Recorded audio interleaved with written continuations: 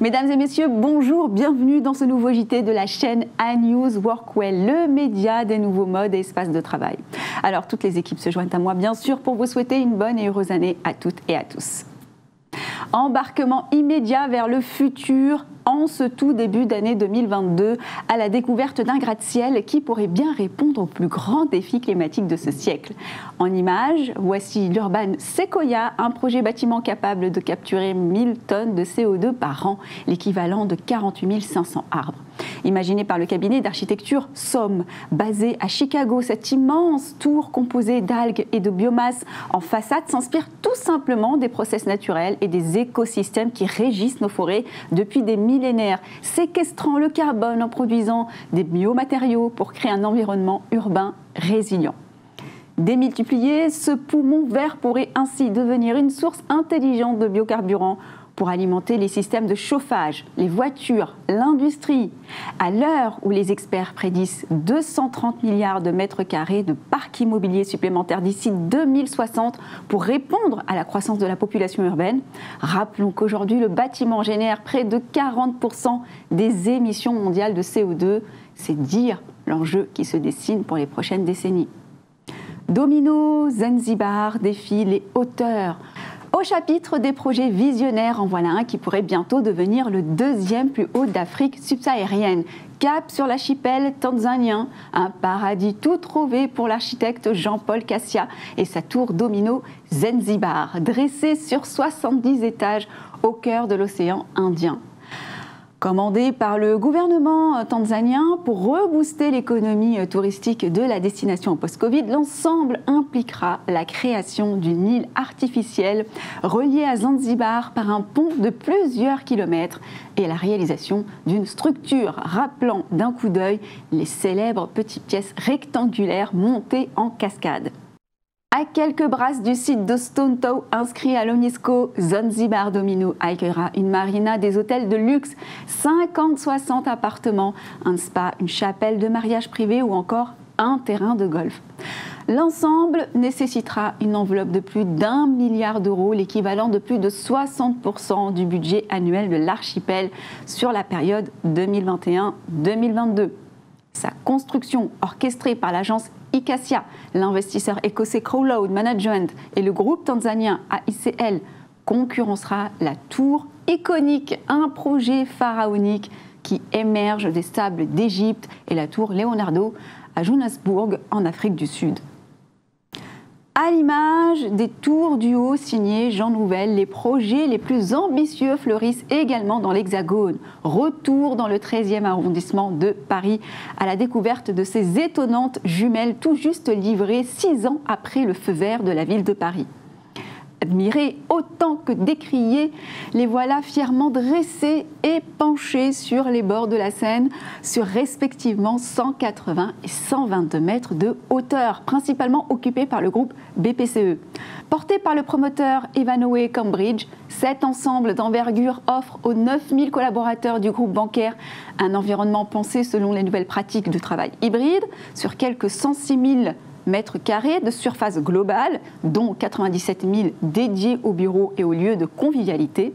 Duo Ouest, la petite sœur, hébergera quant à elle un hôtel de 10 niveaux supérieurs, un restaurant et un bar avec une vue panoramique imaginée par le designer Philippe Stark. Alors les deux bâtiments abritent également un auditorium, des commerces, des terrasses végétalisées, un espace vert ouvert à tous dans un jardin en belvédère surplombant les voies ferrées. Dernier exemple de prouesse architecturale, les tours du haut pourraient bien préfigurer la fin des immeubles de grande hauteur à Paris, dans la foulée de la construction de la tour Triangle à l'ouest de la capitale. Des grandes villes à l'immobilier tertiaire dans son ensemble, on le voit bien, les chantiers de transformation vers des environnements plus collaboratifs, inspirants et conviviaux vont bon train. Le dernier baromètre Parella sur l'évolution des espaces de travail le confirme. Le retour à la normale est d'ailleurs inenvisageable pour la majorité des dirigeants, salariés et nouvelles générations interrogées. Si chacun s'accorde à dire que l'évolution du workplace est nécessaire, 76% des dirigeants et 77% des collaborateurs continuent toutefois de considérer le siège de l'entreprise comme lieu clé d'attractivité et sociabilisation pourvu qu'il développe et cultive les relations humaines. Si l'entreprise reste la référence en termes de lieu de travail, la diversification des options se répand de plus en plus. 21% des dirigeants et 50% des jeunes plébiscitent le coworking, 13% et 48% des tiers-lieux. Le co-living, ces logements privés partagés, apparaît également comme une alternative. Là où le coworking attire par ses codes empruntés à l'hôtellerie et aux startups, les tiers-lieux séduisent quant à eux par leur ambiance détendue et leur proximité. Autre enseignement, la réduction des mètres carrés anime aujourd'hui 61% des dirigeants. Qu'elle implique un réaménagement, voire un déménagement des locaux. Dans tous les cas, la recherche de flexibilité demeure centrale. Que l'on parle d'aménagement ou de souplesse des conditions de baux commerciaux, aux yeux des dirigeants, le flex office contribue au final à une meilleure utilisation des espaces, une baisse des coûts immobiliers et une agilité renforcée des équipes. Accompagnée d'outils digitaux, la modernisation du workplace a aussi son revers de médaille. À ce titre, l'information ne vous aura peut-être pas échappé. Il y a quelques semaines, l'entreprise F-Secure découvrait 2 failles informatiques au sein de milliers d'imprimantes HP, permettant d'espionner tous les documents envoyés à ces machines. Le constructeur les a par la suite repérés grâce aux informations fournies par les experts. Véritable porte d'entrée aux cybercriminels, ces matériels nécessitent une rigueur d'utilisation et qui n'est donc pas à prendre à la légère. À l'ère de l'environnement de travail connecté, la cybersécurité représente ainsi l'un des défis majeurs pour les entreprises françaises. Selon les spécialistes en solutions informatiques, Synxo, 50% des PME ont été la cible d'une cyberattaque en 2020, impactant à la fois les ordinateurs, réseaux serveurs et appareils d'impression.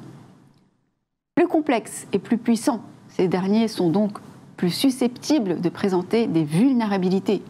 Pourtant, rappelle la société marseillaise, l'impression reste à ce jour le maillon faible des stratégies de cyberdéfense des TPE et PME. 48% des collaborateurs ignorent que ces systèmes peuvent être piratés.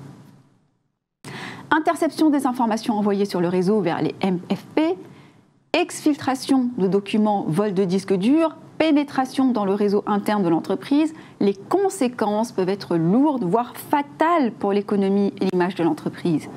Parallèlement à ces menaces externes, les mauvaises pratiques des utilisateurs en interne représentent un enjeu de taille et le premier facteur de risque pour la sécurité des données.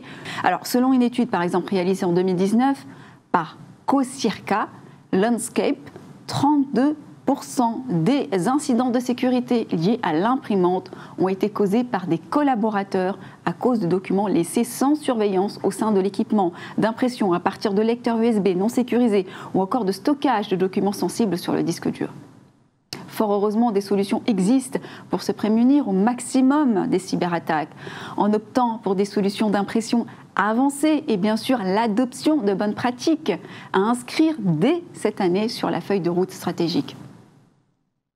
S'il est devenu vital de se prémunir contre les parasites indésirables de nos réseaux informatiques, il y en a d'autres qui pourraient s'avérer bien plus utiles. C'est tout l'objet de notre info décalée du jour, inspirée du concours international d'architecture Warming 2021 d'Archworld.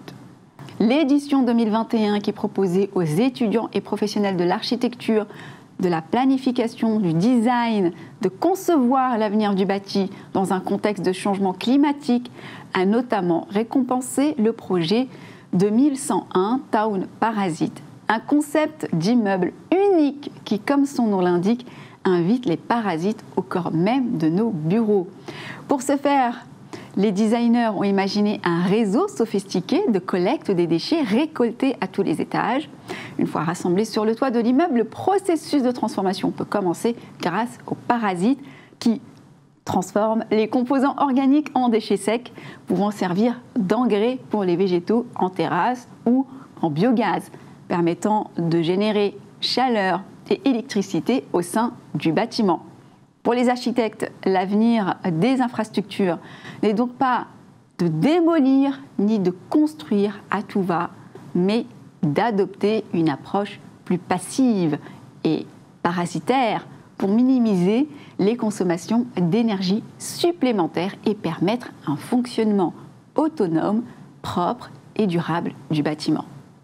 Merci de nous avoir suivis. On se retrouve bientôt pour un nouveau JT. À très bientôt.